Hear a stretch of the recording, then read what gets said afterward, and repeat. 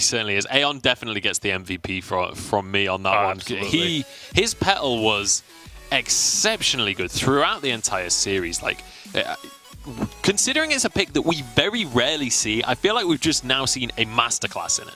Yeah, it was absolutely dominant. The early game pressure they were able to make happen, I mean, it started right off the bat. They used the Grace to get that early kind of, stall against the opposing jungler so that when he comes in, he's level 2 already on this Petal versus a level 1, and just completely took over from the early game. As said, it was going to come down to who wins in the jungle, if it was going to be Aeon or Dark Potato, and Aeon won this one decisively. Yeah, honestly, phenomenal performance from him.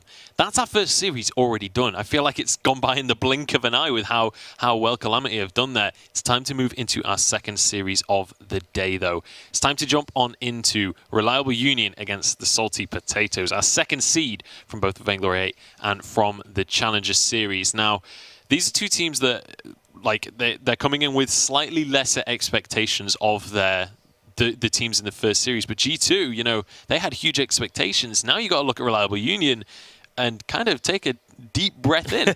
Also, off stream, we've had another game that's been happening at the same time as that one, and it was a 2-0. Reliable Union losing to Team Queso. So we have two challenger teams right now that are 2-0 up. No single victory for any of the Vainglory 8 teams. This could well be a 3-team upset right now. But let's start to talk about Reliable Union and Salty Potatoes. Because Reliable Union, they've been in a team, I feel like the word that describes this team so far has been inconsistent, right? When they're at their best, they can take games off of Mouse in their prime. But they've not been able to regularly achieve that level. Yeah, they came into the Vainglory 8 last season through the challenge battles, so they are very familiar with being in this position, but they're on the opposite side of it this time. This time they're fighting for their spot to stay in instead of trying to earn their way. And like you mentioned, it's a different team than what we saw in those challenge battles last season, and they just have not been able to perform at that same level. And their opponents for this game are going to be Salty Potatoes. Now, Salty Potatoes are a team that they're coming in as the second seed. They took Calamity to 5 games in the finals of the Challenger Series. And now, coming into this match specifically, Sneaky, their carry, he was on Reliable Union. He was kind of the driving force that got Reliable Union into the Vainglory 8. Yeah, absolutely. And he's going to be a player to watch throughout this series. I think that that Salty Potatoes really, because of that matchup with Calamity Reborn, showing that they could actually go toe-to-toe with a team that we just witnessed take out G2 handedly, this really speaks volume. This is a really strong team, and I think that when we look at how the Vainglory 8 team is going to match up into this, I think that Salty Potatoes, they're going to have a leg up. Yeah, and I want to go back to the issue with Sneaky. When he was, if you followed the Twitter drama that happened before this season, there was a little bit of bad blood between Sneaky and the rest of Reliable Union when he was removed from that roster. So there's definitely likely to be playing with a chip on his shoulder, and an agitated Sneaky, a very motivated Sneaky, is something to be worried about. He's gotten a team into the Vainglory 8 before, and now he's going to be looking to do it once again. Yeah, not to mention, with all of that going on in the minds of these players, but also the fact Reliable Union, they're straight off the back of a 0-2 game against the third seed. You have to assume that Salty Potatoes are now the favorite going into this one, which, that throws everything on its head. Let's start to talk about the draft. What is the anticipation going into this one? Because the last series, it was all about Petal, which was not a pick that we had expected going in. Is it going to be a similar story across the course of this weekend? Are we just going to see crazy drafts every single game here? It really comes down to the hero pool that we're going to see from Salty Potatoes. I think that Reliable Union, we have a lot more depth of how they're going to play against the top talent team, and we've seen they've fallen a little bit short. And really, Salty Potatoes, they could have an ace up their sleeves. We obviously saw that with Calamity Reborn and Aeon. But if they play more conservatively, I think that, team fight capabilities, I think that they are mechanically skilled. So if they just stick to the meta picks, if we do see, we'll see probably a Blackfeather and Kestrel picks come out between these teams, how they trade into each other with those picks is going to be very important. And how Sneaky plays, it's going to be on his shoulders, really, to help his team. What's your anticipation going on into this one, Bacon? Because obviously you've been casting both of these teams over the course of this last season. What are the comfort picks for these players? one of the big contests is going to be Blackfeather. That's one of Sneaky's best heroes. He used to be known as sort of a Blackfeather one-trick. Has obviously shed that reputation throughout the Challengers because he's been playing multiple other picks. Things like the Vox, the Idris have been coming through. But if Blackfeather does get through the draft, expect it to be a pick that Salty Potatoes are going to be extremely happy to get their hands on. I don't think we're going to be seeing stuff like the Petal be focused quite as just for an idea of how rare the Petal pick was. It was played once through the first 4 weeks of Vainglory 8, and then we got to see it twice in our first 2 challenge battles games. So it's not going to be a very common pick. I think that is just sort of a specialty that Calamity Reborn had prepared for this. Yeah, just like a specific matchup that they wanted to bring on in. I want to talk a little bit about Reliable Union's draft because like historically in the Vainglory 8, they've made some questionable draft decisions. They've not really been as strong in the draft as you expect a Vainglory 8 team to be. When going against these challenger teams, do you expect the challenger teams to be at that level of draft that's required for the Vainglory 8? Are they coming in strong in this one? Are they expected to already be at that level and therefore potentially ahead of Reliable Union in terms of drafting? Oh, I think absolutely. And I think, you've got a player that's been in the Vainglory 8. Sneaky's coming down here. He brings a lot of experience. But we just saw, with Calamity Reborn just absolutely decimating in the draft, specifically against G2. And this is a team that Salty Potatoes we know can match up against them. I think that there's a lot of depth here. I think these players know what they're doing. They've been playing the double band draft for a while. This is not new to them. Yeah. So I don't think that they're at any disadvantage going into here. It really comes down to, if you're going to be dictating the draft, we saw with Calamity Reborn, they were able to pressure G2 to making bad decisions. And I think we could see the same thing here. It really hinges on Reliable Union, coming out strong. All right. And Bacon, do you think Reliable Union have done their homework? Do you think they're going to be able to have improved their draft since their Vainglory 8 games? I mean, I would hope so, but it's just until we see that they have, I'm not comfortable enough to say that, yes, they have. So it is going to be the Baron first pick. No surprises, or first ban, sorry. No surprises there. Likely to be either Grace, Grumpjaw, or Vox are typically the next ones. I would be very surprised if it was a Vox ban on B side. It is going to be the Grace taken away. Yeah, so pretty standard start to this one. Lyra would be available as a first pick here with the other major healer taken off the board already. Certainly wouldn't be too bad, but there are plenty of first picks that would also be very strong. Yeah, they could go with Vox here. They could go with the laner or take the support play. I don't think they'll take the Grumpjaw. They're going to go with Lyra because it's risky first pick. There's a few counters out there. So then we move over. Salty Potatoes, they, likely, I think here you take the Vox, you get that laner pick because you got 2 more bans to help counter. Yeah, I don't know. We've seen European teams put a lot of emphasis on the Arden, but it is going to be the Challenger squad going for that Vox instead. Leaves the Idris open. They are going to ban the Idris away so that it cannot be picked up by the side of Reliable Union.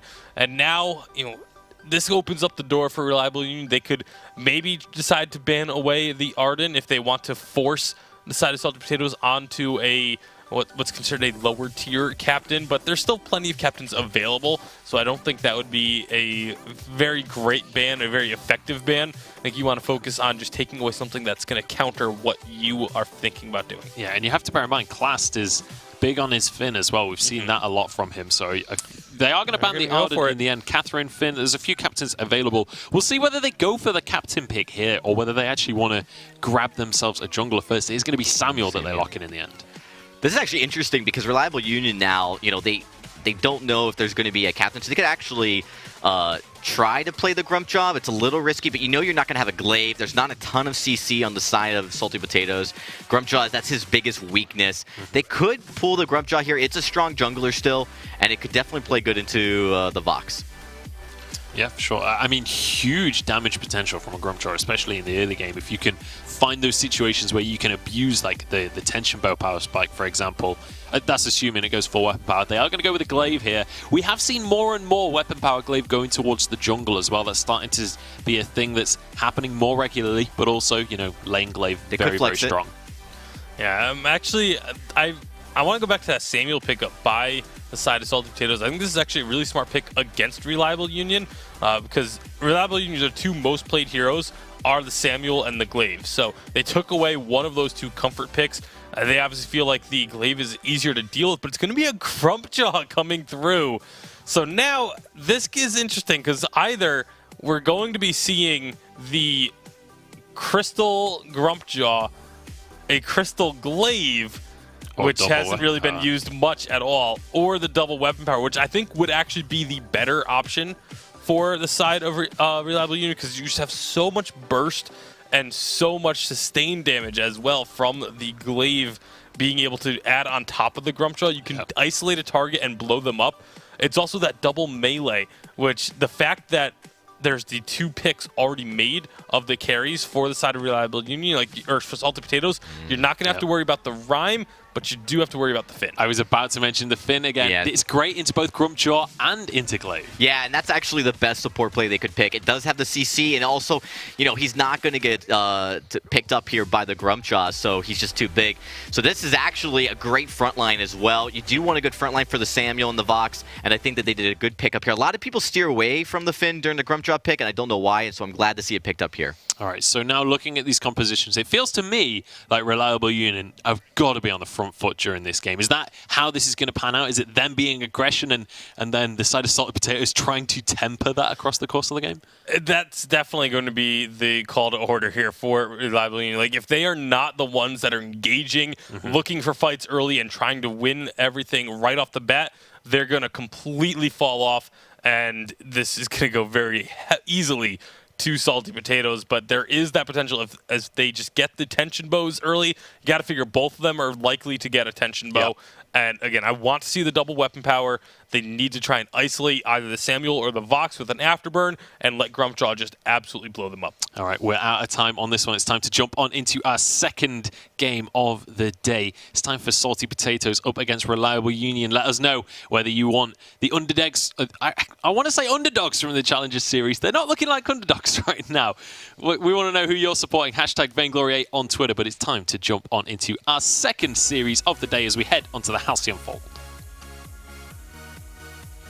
You couldn't script this better, Scoundrel. This is Sneaky versus Likodov. This is the revenge story, almost, you could say, for Sneaky. After some roster issues, after Reliable Union made it into the VG8 last split, Sneaky was removed from the roster. And, just to quote Palmatoro, basically, on this whole matter before we drop it and we just focus completely on the game. The worst case scenario you can do, Sneaky, is that you beat Reliable Union to take their spot in the challenge battles. Well, here we are, Sneaky versus Reliable Union. Let's see if he can do that.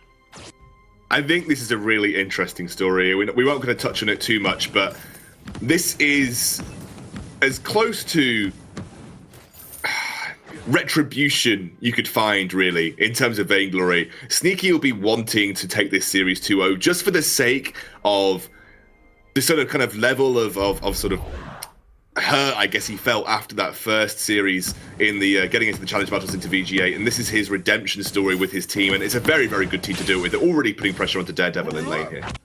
Yeah, they certainly are. Now, of course, with the round-robin format, Scoundrel, if Salty Potatoes were to take the win here, that doesn't mean that they're into the Vainglory 8. They do not just consume Reliable Union's spot. They have to play everyone once. They have to play a total of 9 series, a total of 9 series get played, total of 3 series each. And then the highest win ratio after the weekend, that will determine who makes it. But a win here, of course, they've taken down already... Team Queso have taken down Reliable Union 2-0 in the first series of today, which was off air. So, it's a good start it's a good start for the Challenger Series teams, but not a fantastic one for Reliable Union. Well, a fantastic one for pretty much any VG8 teams from what we've seen so far. The Challengers looking stronger than ever. Remember, Team Queso, we haven't talked much about them. We're not going to talk about them much either here as well, but they have got the likes of Mr. K-Cool on there, one of the more famous players, especially from the UK, but also in the ex-professional scene before we had the VG8. It was called the Evil 8. Obviously, Mr. K-Cool was kind of a player of that era, but is still very, very good, and his team incredibly good too. Sneaky, I like what they did there, by the way. Salty Potatoes, they pushed the lane up as a unit, they put pressure onto Daredevil, and then they backed as a unit after having pushed the lane in, meaning they can get a very early back timer, and it means they can all back at the same time, looking to pick up some key items, and Sneaky actually picked up the Book of Eulogies here to help give him some sustain in lane, working towards the what is likely going to be the Poison Shiv. We'll have to see how Reliable Union can push the early game here at Scoundrel, because it kind of feels like if this game goes post 15 minutes, then Sneaky's Vox will outscale, Joker's Samuel will outscale, and with Classed as this, huge tanky frontline able to provide shielding, armor, all of the resistances on the Polite Company, then taking down the members that can just kite so easily on Salty Potatoes will be a really difficult thing for Reliable Union post 15. So the problem is that you've got a CP Grumpjaw, which falls off incredibly hard as the game goes on. You need to put the pressure on as Reliable Union. You need to be using the Afterburn in lane, trying to catch out Sneaky over and over again, and it's not going to struggle that way as Likodov. Oh, Likodov goes down. It is first blood going over to Salty Potatoes, and Daredevil not looking too healthy under this turret either. With the range advantage they have, they can continue to look to siege, even perhaps take a kill in 5 seconds when that Drifting Dark comes back up. HF Guy goes into the lane, gets tagged on down, and here's the Drifting Dark. For Joker, if he wants it, kind of start throwing it out. Daredevil tanking it all up, uses that forward the Afterburn to escape. And it is just going to be everyone on Salty Potatoes heading back. This game almost already feels like Salty Potatoes have it secured, pending no major mistakes, because if you're running a composition like this on Reliable Union, you need to be looking to get an advantage early, putting pressure in the jungle, punishing Joker, getting ganks off with the glaive in lane, using Afterburn as much as you physically can. And they haven't yet been able to do so. In fact, all of the pressure has come out from a team that is designed to be a kiting-based team. In the late game, they are going to kite this composition like crazy. Once Frostburn is finished on Samuel, that is a massive item spike to help them alleviate some of the pressure that Reliable Union could put on in a teamfight situation. But more importantly than that, because of the way that Vox is built these days, is we have a small engage here. I don't know whether it will result in anything big. HF Guy can't swallow Classed, hey? He is pretty big. I don't think you'll fit him in your mouth. That's going to be the Grumpjaw countered by the Finn here, but very low, the members of Salty Potatoes. There is no fountain to sustain them either. Classed has the gold for it, but of course is currently locked to the lane at Scoundrel. They are trying to siege here, which is something that they do have over the Reliable Union squad. If you manage to disengage and everything goes back to even Stevens, 3 versus 3 under a turret, the advantage is going to lie with Salty Potatoes simply because they have that Samuel and such an excellent siege tool. With that Drifting Dark, then you can get so much damage on the turrets. With Reliable Union, for them to siege a turret, they actually have to commit to a tower dive almost to get the time and space, or they have to have picked a fight of which they are going to win and then capitalize after getting an ace or a man advantage. So it's a little bit more difficult for them to push global objectives without sacrificing or winning something in the get-go. Joker's being forced here by HF Guy in the jungle, but he will just head towards his backs, clean those up. Poison Shiv has now been picked up as well for Vox, and something else that, with this weapon powered glaive coming out, something else that's going to sort of benefit Salty Potatoes is just simply that Vox picks up Metal Jacket in his build path so frequently now. It is something that a Vox would very easily invest in and feel like it is a good purchase for him, because he can stack and kite so easily using his Sonic Zoom and the breaking point eventually that he'll pick up in his build, that actually having the Metal Jacket is a really useful item to help sustain you enough to become relevant with those breaking point stacks. So that's going to be really good against this weapon powered glaive as well. Well, there's going to be another engagement coming out from Reliable Union as HF Guy dives into the lane. Sneaky has gone back to base, picked himself up an infusion. He's currently level 5. It's sitting in his pocket. Fight was to break out. He in fact gets swallowed up here. All right, what can Salty Potatoes do? There's the Oblivion going out. It puts 2 to sleep. There's a Quibble. Sneaky though will be able to escape. The fountain was used in fact to keep him alive. Well, and both fountains now down. Incredible Oblivion coming out of the Joker there, and they're putting the pressure on Daredevil. Getting tanked down by the damage. A pause does come out. I think it's HF Guy who was not moving, so perhaps in relation to Reliable Union, but such a strong early start for Salty Potatoes, considering their composition scale as well. I mean, that was incredible. That was Joker single-handedly saving that situation for Salty Potatoes with an excellent Oblivion, like you said. No Crucible yet for Lyra as far as we can see, so no a way to block that out. And I think actually reflex blocks are lacking on everybody too. So it was basically a free Oblivion if it landed, and it was so positioned perfectly because they knew that they would be looking to use the glaive Afterburn as soon as he Grumpjaw spat out Vox, get him under the turret and make him an easy target. But I mean, it was so good. It was just so good from Joker. And then the kite potential came out from Salty Potatoes. The fountain was on point. Suddenly, everything started to wind back in. They managed to regroup and take that range advantage that they have over this Reliable Union roster. And you're starting to see the limitations of a melee-based composition if you don't get those engages and get the first kill straight away, because ranged will always beat you because they have that ability to move back and forth and continue to output damage, where, melee champions, they have to be in your face. And if you can stop them being in your face, kind of shut them down. And back in May, Sneaky, very known for his Black Feather Scoundrel, kind of pioneered a build that became meta. It was a very defensive-orientated build. As you can see, HF Guy is currently out of the game, but Salty Potatoes aren't going to take him out. He's getting damaged by Resonance, but they can't help that. They allow for the side of Reliable Union to back out here.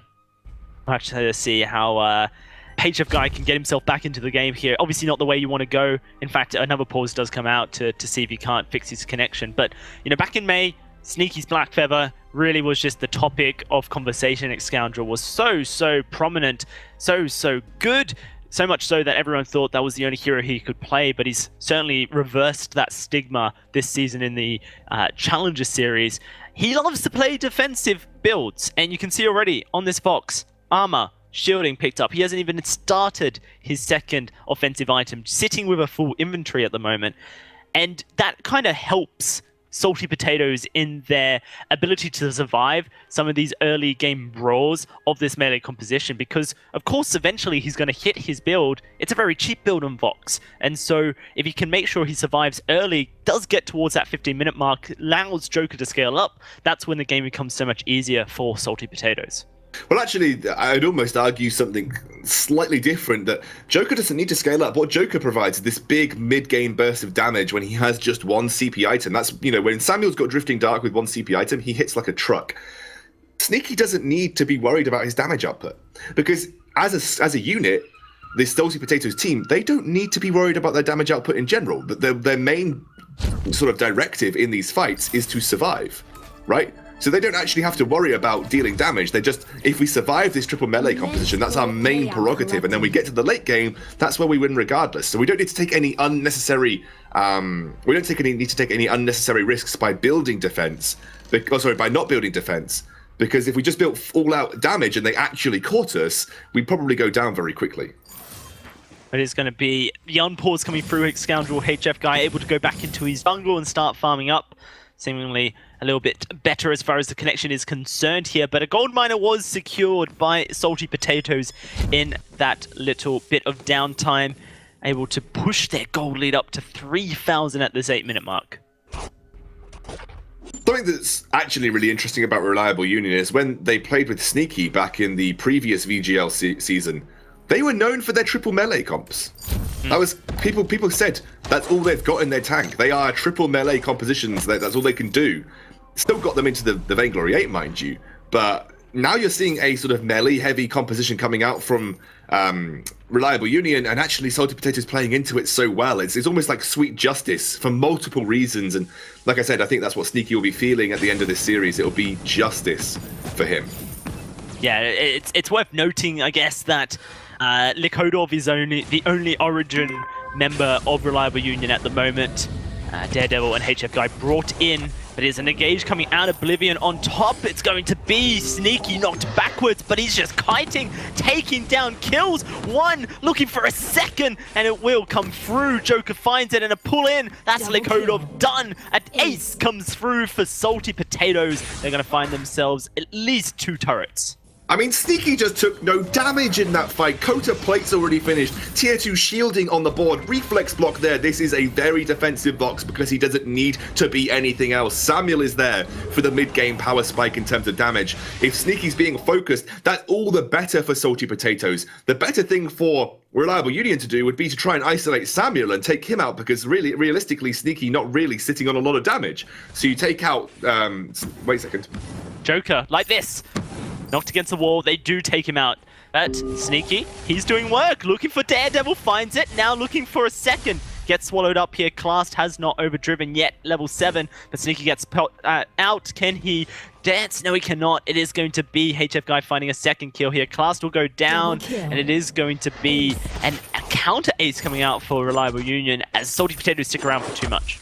Sometimes you have the caster's curse, Dalsy, and sometimes you have the caster's blessing. That was a caster's blessing. That was a caster's blessing right there. You tell a team what they need to do, and they do it in an instant. And there you go. I mean, that's the better way of focusing this composition from Salty Potatoes. Maybe they were a little bit overextended. I think Samuel was asking to be engaged on with his positioning, but man, it's a big turnaround now for Reliable Union because that's the way they needed to approach that fight. Joker is the only one without a serious amount of defense on board here, so if you can isolate him with the Glaive Afterburn, he will go down very quickly despite the sustain that he has built into his kit. And I think Reliable Union played that a bit better. You know, once Sneaky built up this defense, he doesn't become a priority target anymore. But Dalsy, look at this. Look at Sneaky's build. He's remedied the situation instantly. Yeah, a breaking point comes out Scoundrel, which means that in these long sustained fights, if that fight was to happen Scoundrel and Sneaky had a breaking point, then Sneaky would have cleaned up because it went on for so long. Perhaps the stuffed may have actually been enough to cancel the breaking point stacks. It would have meant they dropped. But he has the Aegis now as well, which means he can block up the stuffed. So if this fight was to happen once more, you just see that it's Sneaky able to just stack up. Already the fight breaking out. It's HF Guy on the wrong side of a wall trying to find a swallow, but he gets eaten on up. 7 breaking point stacks already for Sneaky, and a pull-in means Likodov is pretty much donezo. He does portal backwards, provides time for Daredevil to escape, and he will do so. That is 2 kills over to Salty Potatoes, and they are currently 5,000 gold in the lead. Breaking point making all the difference for Sneaky. Like we said, I really love his item choices here, knowing that he wants to sustain through fights, and Breaking Point will give him some benefit from surviving in these team fights. Daredevil overextended. Daredevil is overextended, and he should just go down, you would think. Joker may lose his life in the process. No! He survives on the blink of death. Just HF Guy just trying his best to come in, but look at Class. He takes up a rear of the parade here at Scoundrel, which means no one can get swallowed up. And actually, it's going to be this Crystal Sentry losing its life. Sneaky, though, does somehow go down. The Joker loses his life as well, but Sneaky gets spat out, and Sneaky should be fine to just finish off the fight. 1 kill for him. There's no portal available for Likodov for another 20 seconds. Sneaky out of energy, though. Pops his boots, going to be running straight into a glaive. Sneaky, the revenge. It may taste sweet, but it's so cold, and he does go very close to death. He's still kiting. It's going to be him looking to escape. Daredevil with an afterburn available now. Can he get pulled back in? No. It is just going to be Sneaky losing his life, and it is going to be now Classed walking away very slowly from Daredevil. By the way, if Reliable Union lose this series, I'm almost certain they are out of the VG8. Despite what happens, because they'll have 1 more series to play, and I don't believe there's any way that anybody could get a worse win rate than losing 2 out of 3 series in terms of getting back into the VGA. I'll have to have the desk check that, but I'm certain, almost certain, that this would be Reliable Union bowing out of the VGA if they lose this series. So it's even sweeter, even more justice for the Salty Potatoes team, as they could literally be the ones to seal the deal on the Reliable Union team bowing out of the VGA.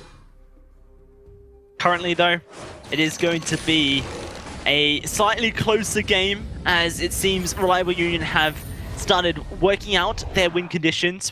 Salty Potatoes, perhaps, you know, the grudge match that this is affecting their decision-making. Sneaky, not really the one, I think, in Challenger Series to make such cavalier plays like that and just charge in, guns blazing. Is going to be Reliable Union in the middle of the base here. Sneaky not going to get swallowed up. A great body block from Class. He does get knocked up against the wall, Joker, but Daredevil just loses his life. A late fountain, but it wouldn't have done anything. That's going to be Likodov pulled on in. Sneaky now looking for HF Guy, where Joker takes down this Lyra. A fight across the Halcyon Fold as Sneaky continuing to chase. That's Likodov going down, and Sneaky now looking to try and take HF Guy, but this Grumpjaw so mobile. At the 14-minute mark, the gold miner is nice and full. It looks like that's what Salty Potatoes are turning their attention to. Look at Sneaky's build as well. I saw the Dragon Heart and I was thinking where he might be going. He's gone towards another set of War Treads. If it wasn't going to be difficult to catch this Salty Potatoes team now, it is going to be even more difficult to catch them with 2 sets of War Treads to contend with. Classed has his own and Sneaky has his. Sneaky becomes a bit more tanky by having them on board as well. and now is working towards his final weapon power item, which is another Blazing Salvo coming out here, Dowsey. Are we going to see a Tornado Trigger or a Bonesaw even? Sneaky could go triple attack speed. I imagine Bonesaw, just because you expect armor to be built up, but there isn't really any armor there for Daredevil or HF Guy right now. So it might be that the Tornado Trigger actually gives the best damage output, but I imagine Sneaky probably wants to go towards a Bonesaw because it plays towards that... wait a second, fight. Fight breaking out, Lakodov silence, Lakodov put to sleep, Lakodov dead. And it is just going to be Salty Potatoes at the 15.5-minute mark, taking up the Kraken. I think you're right, Scoundrel. Taking the Blazing Salvo means the attack speed is there, so he can stack up his breaking point as very quickly. And by the time that armor is completed for the side of Reliable Union, then you can look to be putting the Bonesaw into your inventory. Daredevil is making his way towards the Kraken pit. Sneaky, though, trying to just stack up his breaking point up to 5 stacks. The Kraken's at half HP. Sneaky gets swallowed. A late Crucible comes through. Now Sneaky going to be put by the Crystal Sentry. Minion Candy on it. Sneaky knocked around. He's kiting, though. He's going to find a kill onto HF Guy. Can he find another? Joker's taking up the Crystal Sentry. They may not be able to find the Kraken. It's going to be Daredevil looking to jump over the wall here as Sneaky trying to escape. Reliable Union very split on their decision-making here, and it seems like it's only just favoring Salty Potatoes at the moment, as Sneaky's just kiting away from Lakodov, making massive plays to just lock him up in position and escape. And the turret, the choke point goes down, Daredevil gets put to sleep. Lakodov had his Crucible available and did not use it. Salty Potatoes just going to walk away from this one as if nothing ever happened. Daredevil wants the fight, he wants the kill onto the Joker, but this could just be a chase that will only reward Salty Potatoes. And Salty Potatoes are going to come back into the fray, Sneaky there and available, and you're seeing how difficult it is for Reliable Union to find consistent damage onto the targets now. As Joker picks up his tier 2 shielding, he's going to start to become more and more powerful against defending HF Guy, who, by the way, has gone for a full offense build here. Now, you can do this on Grumpjaw. He does have one of the highest based healths in the game, only surpassed, I believe, by Lance and a few others. So he's got a very high base health, has Grumpjaw, and also you do build up natural damage reduction with your living armor. I can't remember the exact name, it's like living armor or something. But you do pick up the living armor. Yeah, the natural damage reduction from that. And so you can build a full offense build on Grumpjaw, but you still will receive punishment from a team that is so easily kiting you, because it will be very difficult for you to maintain those stacks as you're not landing any damage. Salty Potato is going to push this lane up. They've taken that choke point turret already. Looks like they're going to go straight in. Yeah, they're looking to try and pull Reliable Union into another fight. Here's HF Guy. He gets pulled towards Class. There's the Oblivion going out, but it won't find anyone. It's going to be HF Guy locked down. HF Guy going very low. So is Daredevil. It's just going to be 2 kills instantly. Another. They could just finish now, Scoundrel. 18 minutes and Ace comes through. There's no Krakens necessary here in the European Challenge battles. It's just going to be game 1 going over to Salty Potatoes. It wasn't even close. It felt like there were some instances where, you know, Reliable Union figured out that they probably had to focus Samuel, but by the time they'd figured out that they had to focus Samuel, the game was already too far gone for them to try and actually be contesting in. They got a couple of, I guess, token kills onto Samuel in the later stages of the early game, but Sneaky had already built up a sizable amount of defense. And once that breaking point came out, that was, for me, the nail in the coffin for these fights, because it took so long for this melee composition to actually kill someone on the side of Salty Potatoes. If they focused Sneaky, they never killed him. If they focused Joker, Sneaky was able to build up those breaking point stacks and run away with the fight regardless. And that is the first blow of a Salty Potato hammer delivering some justice in this challenge battle here. Part 1 goes to Salty Potatoes. Let's throw it back to the desk to give the synopsis of Part 2. 16-6 is going to be the final score there, and Salty Potatoes getting a comfortable victory right there. We knew that Salty Potatoes, they went to 5 games against Calamity Reborn in the finals of Challenger. Calamity looked dominant, and it's not surprising to see Salty Potatoes with a similar performance there. This is actually looking really scary. If you're a Vainglory 8 team right now, looking at Avalanche right here, if you've just seen these other 2 teams struggling, I mean, we're only in game 1, but that was a convincing victory, right, guys? I mean, it was a convincing victory, but it was also a very poor draft from Reliable Union. You know, you asked at the start of this one, has Reliable Union done their research? Have they improved their draft? From that game, the answer is no. the answer is absolutely no. I don't like what they did here.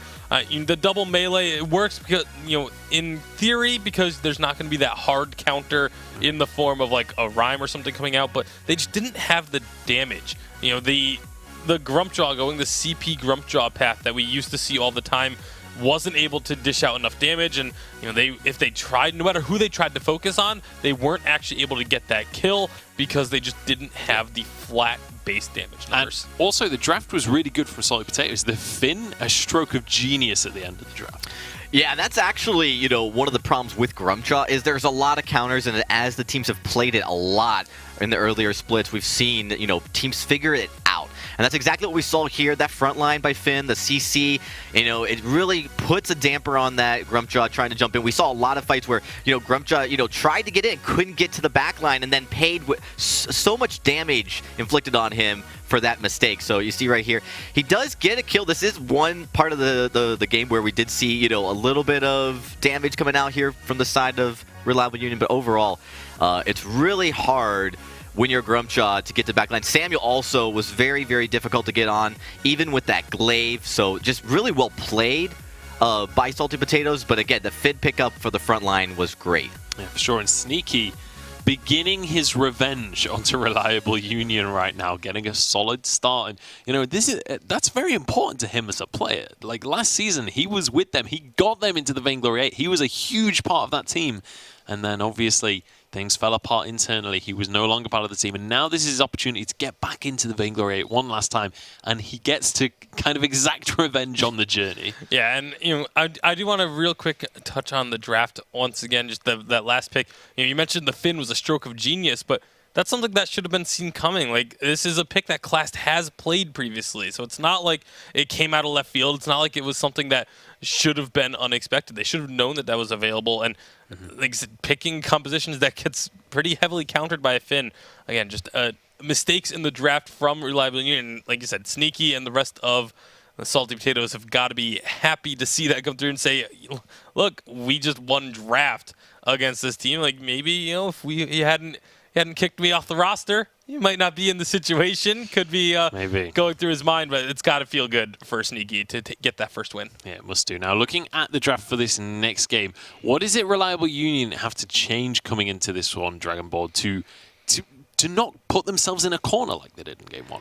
Well, they definitely have to not to be so obvious with how they're going to play their compositions. When you pick a Grumpjaw and a Glaive, you're really giving away your game plan and your how you're going to go into these fights. Very aggressive, and so it definitely allowed a team like Salty Potatoes to kind of think about that and pick ways to block you, to put that front line. And then, of course, Salty Potatoes did a great job at positioning in these fights. They were in very small choke areas where the Samuel's Drifting Darkness is impossible to escape, and the Glaive going in is going to take so much damage. We saw also with Grumpjaw as well. So as we get into this draft, I think it's really important. Just don't give away that aggression maybe right off the bat, but now they are on B side.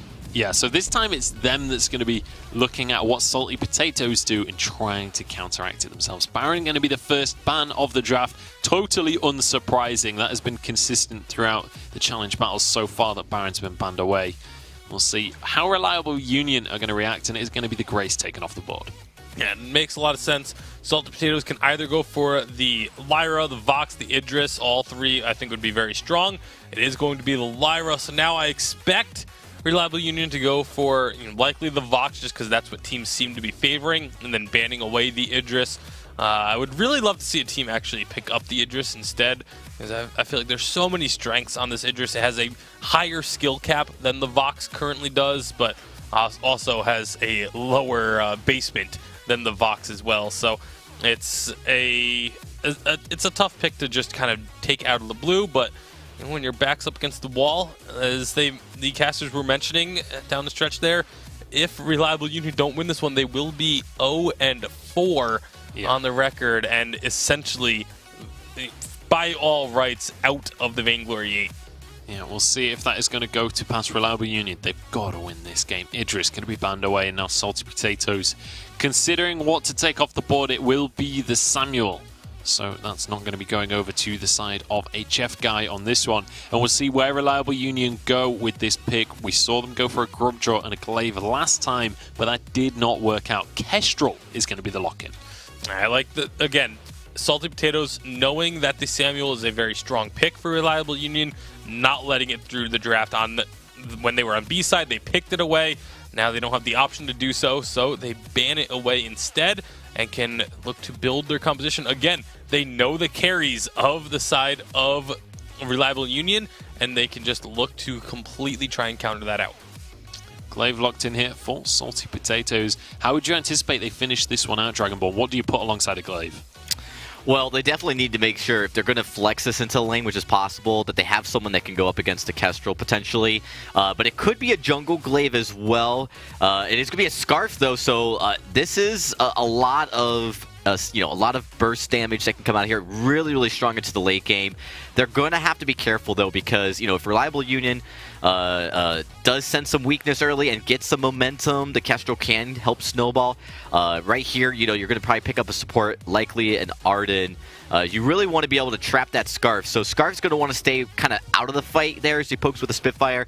Really the only support available other than a Catherine to kind of lock that Scarf down could be an Arden. So Catherine or Arden would be two good support plays. It's going to be the Arden locked on in there. So we have our compositions locked in. How are we feeling about this one for the likes of Reliable Union? Do they have what it takes in this draft to actually take it to Salty Potatoes? I would have much preferred to see Catherine come out. As of right now, the only way they have to stop a Scarf ultimate is to land the gauntlet directly on him or to get an active camo trap underneath him once he starts channeling it, both of which are a lot easier said than done and can be very telegraphed and easy to block if you're the Scarf that's starting off with the Dragon's Breath. So the Scarf, if they can control the early game on the side of Reliable Union, they need to be in the jungle. The first 4 minutes, Scarf needs to get no CS whatsoever. It needs to be completely controlled by this Kestrel, and should be able to because Scarf is not the strongest early game jungler. But if they do not shut him down early, then this is going to be a 2-0. All right, so we need to, again, see Reliable Union putting that front foot forward and making sure that they're in control of the game. Would you agree with that one? Is there anything that the Salty Potatoes can do to deny that happening? I mean, one of the things Salty Potatoes can do is just play a little bit more passively. They can play for the late game, but you're absolutely right, Tasty. That you need to see the Kestrel invade. We really need to see some early engagement right off the bat, and they need to get that gold lead because Kestrel can help you snowball.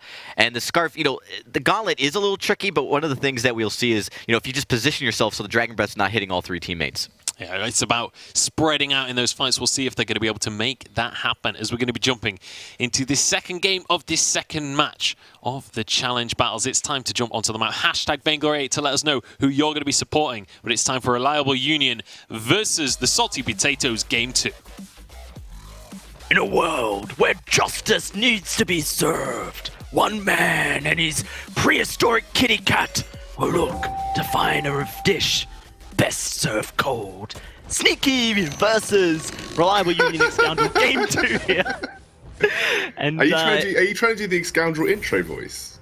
The X-Scoundrel narrator voice, yeah. It's and it's not. I'm not going to copyright that. That's definitely something that's been done in movies for a very long time. But I just pretty. I think your jovial Australian tones. They're a little bit too happy for that kind of intro. Oh, there you go. In Australia, those tones are absolutely fine, X-Scoundrel. It's just everyday life for us. But here on the Halcyon Fold, it is just going to be business as usual. The prequel of this series, or the sequel, in fact, X-Scoundrel, as I get my movie terms all flipped around, like Australia, is that if Salty Potatoes can win this game against Reliable Union, then actually Reliable Union are theoretically just knocked out of the Vainglory 8. I think it would require some sort of crazy set of circumstances that are well beyond Reliable Union's control to give them a shot at being, back in the VG8 if that was the case. And I think as Tasty Bacon said, I think we have to do the maths behind it. But if you were to put a bet down after this, you'd say they're out. Yeah, they're out. I mean, it's pretty much going to be the ways. And what a sort of series to have that potentially line up to, where if it could be Sneaky claiming his spot back in the VG8. And knocking the team that essentially dropped him. That is the blanket way of putting it, Dalsy. And that's why it is so sweet in some circumstances. This Scarf has not been punished in the early game, though. HF Guy did not get a level 2 invade. They weren't aggressive with Likodov, and they actually have allowed Joker to pick up some of his own small steals. I think they stole one of the small front camps there. But regardless, this is a Scarf who is being let free to farm the jungle up, get the gold behind him, get the levels behind him, and that's not exactly what you want a Scarf to be doing. Not enough pressure.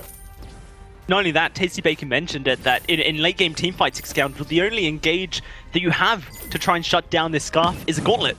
You know, Exactly. unless a miracle play comes and HF Guy somehow finds a active camera behind the entirety of the roster, then it's very unlikely that the Scarf is actually threatened whatsoever. So at this point, for Salty Potatoes, a very confident draft for them, and with the killing potential of a Glaive and a Lyra, it just feels like it's an endgame draft that Salty Potatoes have in the bag. Yeah, I completely agree. Look at this Joker as well, putting pressure on HF Guy. I mean, this is just not should be happening. I mean, Kestrel is one of the best snowballing heroes in the game, and he's being forced out of his own backs by a Scarf at level 4. That's just insane. It's just pretty insane, I have to agree. Joker, he has them all stacked up here. Goop is off cooldown. If he hits a Goop, oh, there it is. That's HF Guy dead. That's first blood going over to Class, steals it away from Joker. But it is going to be these back camps stolen away from HF Guy. Renalva Union look all out of sorts. They didn't take a level 2 push into the Scarf's jungle. They didn't try and put pressure on with the Kestrel early game. And now Kestrel's behind. One of the benefits of a Kestrel, Dalsy, especially CP, is you can get ahead in the jungle. You've got a huge amount of burst damage that you can bring to the table. You can make some great steal attempts at the enemy's forward camps when you get the opportunity to. And then you basically walk into lane and you siege a turret, because Kestrel sieges turrets naturally. She just fires those glimmer shots out, and it's a really good siege tool on her turret. If you're behind as a Kestrel and you're walking into these Spitfires, I mean, you're just going to have a bad time. Currently a 1,000 gold lead for the side of Salty Potatoes X Scoundrel, due to the Joker being able to walk in, steal backs, find a kill as well onto HF Guy. Yeah, this 4.5 minute mark, he is so close to finishing his Frostburn on this Scarf, which will give him a little bit of early power. HF Guy is nowhere near. He has Heavy Prism, he has a Crystal Bit, 2 energy batteries. So it's going to be a long time until he finishes his first item, which is very likely to be that Shattered Glass. And the problem is now the item efficiency of his slots has gone down the drain, because he's bought 2 energy batteries, which means, you know, likelihood one of those goes to a Clockwork, right? But how many Kestrels build an Eve of Harvest early on in their build path? Not many. So now you either sell that battery, in which you've wasted a bit of gold and some early slot efficiency. Oh, it's an engage coming out. It's going to be Class knocked around, but here's a huge Dragon's Breath. And Joker finding a kill, looking for a second. HF Guy looking for revenge, gets revealed from his stealth, and Nikodov is sitting on the Goop. It gets lit apart, classed with a snipe on that Imperial Sigil. It's 2 kills to Salty Potatoes here at Scoundrel, and they are just looking to snowball. And Sneaky looking to steal a bit more jungle away as well from HF Guy, who's already started to fall behind in CS compared to his counterpart Joker, who should get a clean sweep of his own jungle here and start to rocket into the lead. You imagine HF Guy wants to go towards a Shattered Glass, but knowing the way that Salty Potatoes play, shielding will come out down very quickly. Joker's already picked up tier 1 shielding on a Scarf, which is just not something that you generally tend to see most Scarf players do so early on. They are starting to put pressure on HF Guy's ability to snowball this game on the Kestrel, and that's a very big deal indeed. And also, one of the best ways to deal with poke, and it is the same in every single MOBA, is having sustain in your composition, and Lyra brings that in absolute ounces. Ounces is a very small measurement. Maybe I should have chosen something more grand. In tons. but regardless, sustain's good. Sustain's good against poke.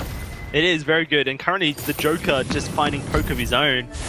Spitfires onto an invisible Kestrel, Spitfires onto a very mobile Vox. He's got it all right now. Taking this turret down, letting it burn inside the Goop Scoundrel. And it's good to, you know, I like that you mentioned the point about HF Guy and currently his inventory, optimization, because it's a very inefficient build path that he's currently found himself in. He can't really build anything that he wants to, can't really upgrade anything he wants to, because he is restricted by Shattered Glass. He does have the gold now to buy that Shattered Glass at 7 minutes into the game, but he's going to be taking his back camps to ensure that Joker or Sneaky isn't there to steal them. And so, you know, this Shattered Glass on a CP Kestrel, realistically wanted to be finished a couple minutes ago, and now since it hasn't, since there's such good late game on the side of Salty Potatoes, you're perhaps finding yourself in a position where there is just no early game potential anymore. Yeah, and I think that's maybe where we're looking at. You do have the Vox as the game progresses. He is pretty solid in the late game. I guess the game that HF Guy's trying to play here is going to be, I want to kind of sustain myself in these long-range fights against the Scarf, but I mean, Scarf's Spitfire cost less, and he has an energy battery as well. I mean, that doesn't feel like a fight that you're going to win easily, even with 2 energy batteries. So I think that's an interesting, again, like we said, an interesting use of item and slot efficiency there for HF Guy. But he has picked up that Shatterglass now, less restricted in his slots, and has the ability to put pressure onto Klust and Joker. Joker already at tier 2 shielding, by the way, so we're taking less and less damage from that Shatterglass without the piercing of a piercing shard coming through for HF Guy. So already the target's becoming slightly less attractive for HF Guy on this CP Kestrel, although Sneaky uncharacteristically has got 0 defense apart from the cloth, so the light armor yet, so he's going to be taking some punishment from the Glimmer shots. He does have the gold now, though, to head down to the shop, finish off his Sora Blade, and pick up some light shielding. I'm almost certain that's what he's going to do. Is it going to be light shielding purchase? No, it is in fact going to be a Oakheart to go towards that reflex Spock instead. To escape gauntlets, which makes a lot of sense. These one-shots have consistently landed onto Klast here, and so that is something to look forward to. HF Guy finding a target with his ultimate. Unfortunately, it is the perhaps tankiest target, or at least will be the tankiest target of the game, and of course will be the one that can heal herself back up as well with the Life Spring with her Imperial Sigil. But if these ultimates are connecting, then at least Reliable Union have a lot of burst damage that they can use to attempt sieges with. I think he's actually getting punished pretty hard here. Does get big damage. Wow, HF Guy just gets completely knocked around. Gauntlet goes down, Daredevil burning. Likodov just trying to separate the enemies from his allies, and he successfully does so. But now this turret will just fall. Goop will burn it away. That's Joker taking the turret, and it is going to be Sneaky finding HF Guy in his jungle, looking for the kill. He secures it. That's going to be him now starting up the Crystal Sentry here. They take it so quickly with that Scarf. Great objective control on the side of Salty Potatoes. They take away the backs as well. HF Guy is just not having anything go his way in this Series 6 Scoundrel, and now Salty Potatoes may even look to try and take the gold miner to take their gold lead, even more so push it up to 7,000. Likodov realistically should just look to suicide perhaps to steal it, and it won't even go his way. It is secured by Sneaky, a huge 5,000 gold lead, and Daredevil is dead to all rights as well. The snowball is real. The revenge story has been written, Scoundrel, and Sneaky's got to be feeling good. Sneaky's build is really, really good as well into the kind of composition that he's playing. He's gone and prioritized the straight up single hit burst damage. And he's gone for Tornado Trigger as well. This is an anti-CP Kestrel Glaive if I have ever seen one in my life. Soon as CP Kestrel opens up an option for an afterburn, Sneaky's in there and looks to two-shotter, because if any of you don't know and haven't seen many CP Kestrels, they do not build a shred of defense. A good CP Kestrel generally has 5 CP items by the end of the game, simply because you're generally supposed to use your active camo and positioning to make it very hard for you to be focused, or even hard to be hit in a team fight. And you're just supposed to deal so much damage from range that it's very difficult to respond. Wait a second, that's even going to do so much damage to Likodov here. Oh, Likodov is very much caught out. Has his gauntlet, pops the fountain. Now that is a huge cooldown, not available for the side of Reliable Union. If a fight was to break out, the burst potential on the side of Salty Potatoes, and no healing now for the very 2 squishy front backliners of Reliable Union. This turret pretty much dead, but the gauntlet will go down so that Sneaky can't auto-attack it. The minions should be removed from the map, but they can just wait for the next wave here. Even poke it down before the shield spawns. Going to be pretty simple for the side of Salty Potatoes. In fact, they're looking for a kill. Perhaps Daredevil going to walk into this trap. It hasn't been spotted yet, and it's going to be Joker knocked out of his ultimate. Not really too much damage to him. They're very happy to walk out and take the Crystal Sentry life for a second time. And once they take this down, they're going to, again, open up so much of the map that, usually when you're a team behind, you have this safe haven of your own jungle to retreat to, knowing that team fights taken in that area are team fights that you could potentially come back into the game with. If, as a team, you are capitalizing on small team fight wins by taking that off the board, once that's done 3 times, the map becomes your playpen, and that's where Salty Potatoes are trying to do here. They want to use every inch of the map to find the best possible engage onto the Reliable Union squad. Now, Reliable Union have had a tough time of it in the challenge battles so far. They lost 2-0 to Team Queso. I mean, they are, by all rights of imagination, a good team. I mean, Daredevil, he's had some great performances. HF Guy has shown that he's good in the jungle from some certain areas, and Likodov, he's had some performances. So it's, this is tough for them, especially, given the situation as Joker tries to get caught out here. Tries to get caught out, but fails miserably. Scoundrel somehow able to escape that one. And look at where Sneaky is. Sneaky is just pushing a wave into the choke point turret, and currently Class is stopping the side of Reliable Union from going home to defend it. This is going to be a turret going down for free. Reliable Union will not be able to rotate to stop it. I don't think they even kill Sneaky here. He's just going to walk out. Scott's free. And Reliable Union just lost their choke point turret for a failed assassination of the Scarf. I think the problem here for Reliable Union is that they have been scared, or it's felt like they've been scared to try and push advantages in the early game, or even to try to seek advantages in the early game. And that's kind of allowed Salty Potatoes, who have arguably had the better draft in both games, to just enact their game plan without any issue. Wow, that's just a dead Arden.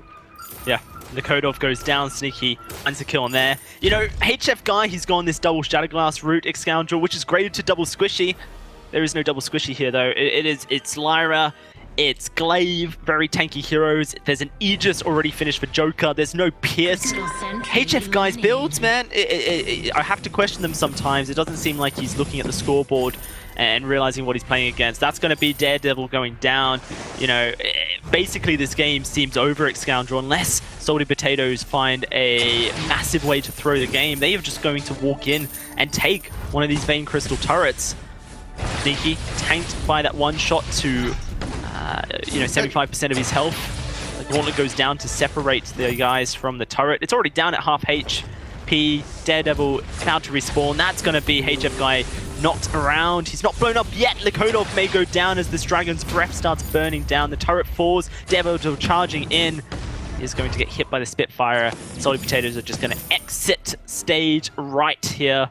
It is just going to be them taking away the backs once more, denying jungle from this Lyra, this Kestrel. They're looking for a Reliable Union, but Likodov's getting bursted. Daredevil is almost dead. HF Guy is knocked up against the wall. Sneaky will find that kill onto the Kestrel, and Daredevil will escape through a portal whilst his opponents essentially take his base. In fact, he died! How did he die? I do not know. I don't know. I don't know how he died, but it's GG. GG indeed. Salty Potatoes at 2-0 over Reliable Union, and Sneaky has found the revenge he wanted. Let's take a moment just for Reliable Union, a team that obviously they came in to the VG8. They had a tough time during this split. It is not a bad team by any stretch of the imagination. Very, very skilled set of players. HF Guy's build, you said, could be called into question. Is good against the fact that the Glaive had 0 shielding. So, if he was able to stay a bit safer in the backline, he could burst through the Glaive with the build that he had. But obviously was bad against the likes of Joker in the backline because their Aegis is already picked up. For Reliable Union, I mean, that's their nail in the coffin now. They are out of the VG8, and it was Sneaky and Salty Potatoes that delivered the blow. Well, it is now just one more series today. Let's throw it back to our desk to break down that series and move us over to Avalanche versus Team Queso. Salty Potatoes making it look easy. A second game, 2-0 in the end, and a perfect game to round things out. Phenomenal performance from them. And Sneaky really giving it to his old teammates. 2 perfect games, 2 10-0 score lines. Both teams that are able to pick up the perfect game doing it in almost identical fashion. So these challenger teams, they are stepping up in a big way. We've been saying every single season, every single split, that the level of competition between the Challengers and the Vainglory 8, or whatever the top tier has been called at the time, has been getting smaller and smaller, and that has always been continuing to be the case. We could very likely end up seeing all 3 European teams make it in. Yeah, and one of the key things here as well is when you look at these new European teams coming from Challengers, they have such a high pace of game. They are playing so fast, they are playing aggressive, and ending games at like 15, 16, 17 minutes, Dragonborn.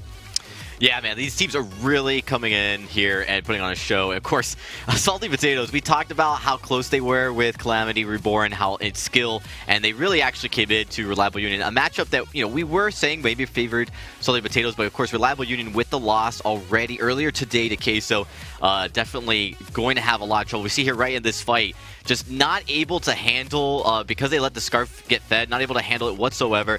Daredevil, unfortunately, does die to the Scout Trap there. That may have been a misclick there. And not able to, get away from it. Overall, just like these European challengers are some of the strongest we've ever seen, and they're playing for the early game, which is a great sign. I mean, it's how you should play, even with the Scarf. Tasty was saying during the game that it was disappointing that, with an early game Scarf, there was just not the right kind of plays being made by the side of Reliable Union. There's no instance at all where within the first 4 minutes you should be getting pressured and having your jungle camp stolen by a Scarf. That just should not be a thing that happens whatsoever, and it was happening in this game. Reliable Union were getting pushed out of their jungle. A CP Kestrel was getting pushed out of her jungle by a Scarf early game. That is inexcusable for a team that is at this caliber and at this level of play, and it's one of the reasons why we're going to be seeing Reliable Union getting dropped out of the Vainglory 8, because with this 0-4 scoreline, I believe it is actually impossible for them to retain a spot, because there's already 2 challenger teams that have, or 2 teams that have now the, I believe, 4-0. I don't think 2 teams have 4-0 just yet. Okay, we'll get to the other one is later still on. the other one's still going on. Yeah, let's look It's at the at least points 3. at the end of the day once we've figured it out fully. But yeah, you're absolutely right. Reliable Union definitely backs against the wall at this point, and I believe it is going to be impossible for them to make it through into the Vainglory 8 at this point with a 0-4 scoreline. They do still have 1 series to go this weekend. I believe that's happening tomorrow, as they've played 2 games today already. Now, we're going to be looking on towards our 3rd game for Europe. It feels like it has been flying by because these challenger teams are pushing for these victories. It's like half hour for an entire series here. Yeah, and I mean, along the lines of that pushing aggressively and the macro play that these teams are making, the decision-making of where to go on the map, there was that one rotation in that last game where, Scarf kind of gets caught a little bit down in the middle of the map. They chase him out. They try and get that kill, and then they get their recalls delayed by the enemy captain. Meanwhile, Sneaky was just up in the lane, shoving the lane, taking turrets. Like, it's plays like that that are separating these teams and why we're seeing these challenger teams be able to pick up these victories, because they're being much more decisive and much more aggressive. All right, well, I want to start to talk about the next series as well. We have Avalanche now. You mentioned at the start of the day that they were one of your dark horses for this tournament. Obviously, Avalanche kind of came in with this roster that should, in theory, be performing very well. They haven't been able to live up to that reputation so far. They're going to be going up against Team Queso, who have already got a 2-0 scoreline under the belt. They already managed to beat Reliable Union. Do you think Avalanche have what it takes to really, get on the board in these challenge battles? Well, it's up to them. I mean, they need to show up. They need to play together as a team. And if they do that, they have the raw till, they have the mechanical skill to make that happen. It really comes down to executing correctly. They need to be safe on the draft. They don't need to necessarily pull out anything flashy, but they do need to, when they play in fights, play together, be on the same page. And that's something that, we've seen them struggle throughout the Vainglory 8, is they've not been playing on the same page. And I think if they clean that one thing up, that's where they could actually gain momentum, and they can gain it right here in this series. And if they were able to pull out a victory here in the series, I think that gives them the momentum for the rest of the weekend. Yeah, and Team Queso, they've been looking good coming into this one. They came all the way through the elimination bracket as well. Yeah, they are no strangers to playing under pressure. Mr. K-Cool joined the squad for this season, and, I mean, he had the opportunity to play on Vainglory 8 team. He was on the Lemon and Lime roster that qualified for the Vainglory 8, but he chose to step down from that roster. He wasn't kicked from the team or anything like that. It was his own decision to step down from that Lemon and Lime squad and go and play for this challenger team in Team Queso. And I gotta say, especially for someone so young, to be able to make that decision and say, you know what, we qualified for the Vainglory 8, but I still feel like my chances are better with this team that isn't there yet. Like, this is a better situation for me to be in. That takes so much maturity to be able to do. Maturity was the exact word I was about to use. It really shows that he's going for the long term. He wants to be successful as a player, not just in the next couple of weeks, but in the course of his whole career. We'll see whether he can make it happen. Let's take a look at the points so far, where we are in the challenge battles, because there's a lot of games already been played. Calamity on 3 points so far. And we've got Salty Potatoes and Team Queso both having 2 zeros under their belt as well. And those scores are going to be racking up across the rest of today as well, as there will be 5 total games today, 2 of them off stream, 2 of them on. Now, we will be shortly jumping into our 3rd game here on the stream. But unfortunately, the players are still in their previous game. So we can't actually jump on into it just yet. So we're going to be going into a quick break. But we will be back in a few minutes' time, as soon as possible, to jump on into this 3rd and final stream game for the European Challenge Battles.